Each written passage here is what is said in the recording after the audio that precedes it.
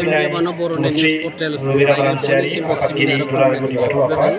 क'र्डिनेसन जानानै जे दिनै एलआइसि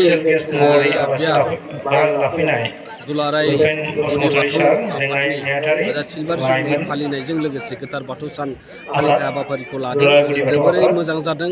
मानो होनब्ला बेवहाय गिबि खेबनि थाखाय बाहागो लानो मोनदों मानो होनबा दिनै बाथौ सिबियारि रायजो राजा बिथांमोनखौ लोगो मोननानै आरो जोंनि धोरोमनि जे आब्रुथिखौ लाखिनानै जेरै बे साननैनि हाबाफारियाव गाजा गोमजायै बाहागो लाफैनायखौ नुनो मोननानै आरो बे बिश्वनाथ जिल्लानि सिङाव थानाय धोरोमारि बिथिङाव खौसेयै दावगालांनो थाखाय जों जेरैबायदि क'र्डिनेसन कमिटिनि गेजेरजों दावगाबोदों आरो बे दावगाबोनायजों लोगोसे दिनै मोनसे फोरमान जाबाय जे जोङो खौसे जायोब्ला जोङो धोरोमखौ मुलुगाव गेवलांसार खालामनो थाखाय जौगासार होनो थाखाय समाजनि मोजां खामानि मावनो थाखाय जोंनि हारिमु आसार खान्थि सोलोंथाइ बिथिंखौ दावगाहोनो थाखाय निस्सय दुलाराय बाथौ गौथुमजों लोगोसे क'र्डिनेसन कमिटिनि गेजेरजों जों बाथौ धोरोमखौ दिनै मुलुगाव गोसार होनो हागोन आरो बेनि थाखायनो दिनै क'र्डिनेसन कमिटिया खामानि मावदों आरो बे रायजो राजाफोरनो जों बेखौनो मोजां मेसेज होनो दुलाराय बाथौ गौथुमजों जथायै क'र्डिनेसन कमिटि खौसेयै दिनै बाथौ जिमनि खामानि मावनाय नेसनेल हलिडे मोननांगौनि खामानि मावनाय दिनैनि समाव गमामायैनो जोङो गोजोननाय फोरमायदों रायजो राजा बिथांमोना बाथौ सिबियारि बिथांमोना जोंखौ मोजां माबादों खावलायदों जे खामानि मावलांनो थाखाय जों दिनैनि समाव लोगो मोननानै रायजो राजानो मोजां मोनसे गोथार बाथौ साननि गोजोननायखौ बावहरदों। दिनैनि समाव बाथौखौनो गुबुन गुबुन रोखोमजों फुजिनाय एबा सिबिनाय नुनो मोनो बिसोरनि सायाव मा खावलायगोन? दा दिनै जोङो क'र्डिनेसन कमिटिनि गेजेरजों बेखौनो जों खावलायदों जे गोबां बाथौखौ लानानै जे क'र्डिनेसन कमिटिखौ 14टा गौथुमारि बिथिंखौ लानानै जोङो मोनसे क'र्डिनेसन कमिटि दाफुंदों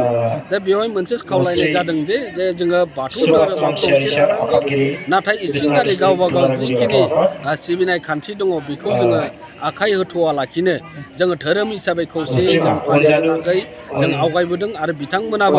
बाथौ धोरोमजोंनो खामानि मावगोन आरो बाथौ धोरोमनि थाखाय गेवलांसारनायनि खामानि मावगोन बिथांमोना जाबायदि दङ बेबायदिनो थानांगोन नाथाय गुबुन धोरोम फारसे कनभार्ट जालांनायखौ बे क'र्डिनेसन कमिटिनिफ्राय अराय सम नोजोर होनाय जागोन।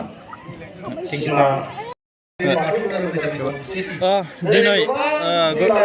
नैथि मंगलबार गोथार बाथौ सान बेजोंहाय दिनै गुदि बाथौआ दिनै नुदान हालामसिम थानाय सेन' फाख्रिगुरियाव गाजा गोमजायै सानैनि हाबाफारिजों खुंलांबाय बिनि गेजेराव रायजोनो मा मेसेज होगोन? गिबियावनो नुदा दख'रा आफादनिफ्राय बड'लेण्ड रादाबनि नायगिरि बिथांमोन आरो फरायगिरिफोर आरो दुब्लिनि नायगिरि बिथांमोन आरो फरायगिरिफोरखौ गिबियावनो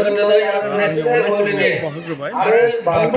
दिनै जोंनि गुदि बाथौ धोरोमा दिनै मोनसे फैनानै 2010निफ्रायनो जों बे खेराइ फालिबोनानै दिनै जोङो 50 बोसोर जानाय लोगो लोगो जों गोदो फाथिमाथे खुंफुंबाय आरो खुंफुंनायाव दिनै गेवलां मेल हाबाफारिबो जानानै थांबाय बे गाहाय आलासि हिसाबै जोंना अरुणाचलनिफ्राय फैदोंमोन श्री बिहुराम बागेश्वर आरो जोंनिनो नुदुवा दख'रानि सेन्ट्रेलनिफ्राय जोंनो नुजाफैनो हादोंमोन श्री रबिराम रामसियारि बिथांमोना बेसेन गोसा बिबुंथिजों माखासे होलांबाय आरो माखासे नुदुवा दख'रायाव मावनांगौनि गुदि बाथौ धोरोमनि नेमखान्थिफोरखौ मोजाङै बुंलांदों गासै धोरोम बागैबो बिथांमोना मोजाङै जोंखौ ओमफ्राय आं मोनसे मेसेज होनो सानो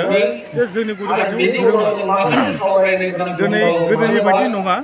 गोदो जेरै सोलिदोंमोन बेबायदि गैला दिनै बहुद सोलायबोबाय नेमखान्थि आसारखान्थिया दंबाबो जोंनि गुदि धोरोम बाथौआ मोनसे स्टेन्डार्ड लेभेलाव फैनो हाबाय होननानै जों आसा खालामो।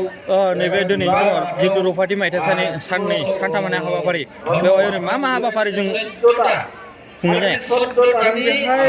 26 खालि जोङो थान्दै मेल हाबाफारि लाबाय बिनि उनाव जोङो मैया मोनाबिलिनि 8 रिंगानिफ्राय खेराइ मेन फेस्टिभेल हिसाबै जोङो खेराइखौ फालियो बेखौ जों खेराइ होनानै माखासे गाजा होनानै जों बेखौबो बिदाय खालामबाय आरो दिनै लास्ट खालि जोङो अपेन सेसन हिसाबै जोङो गेवलां मेल हाबाफारिखौ लानानै दिनै गाजा गोमजायैनो खुंलांबाय आरो दा जोंना जानो गोनां दङ मोनाबिलिनि हारिमु बिलिफां बे फैगासिनो जोंनाव हांख्रा जानाय आलासि हिसाबै खनगिरि हिसाबै फंबाय मोनसोम बर' आरो सासे दङ बिनानाव जोमेरानि ब्रह्म बिथांमोना जोंखौ गाब गोनां कालारफुल हिसाबै हारिमुफोरखौ देखायगोन होननानै मिजिंथिनानै बिसोरखौ जों हांख्रायदों।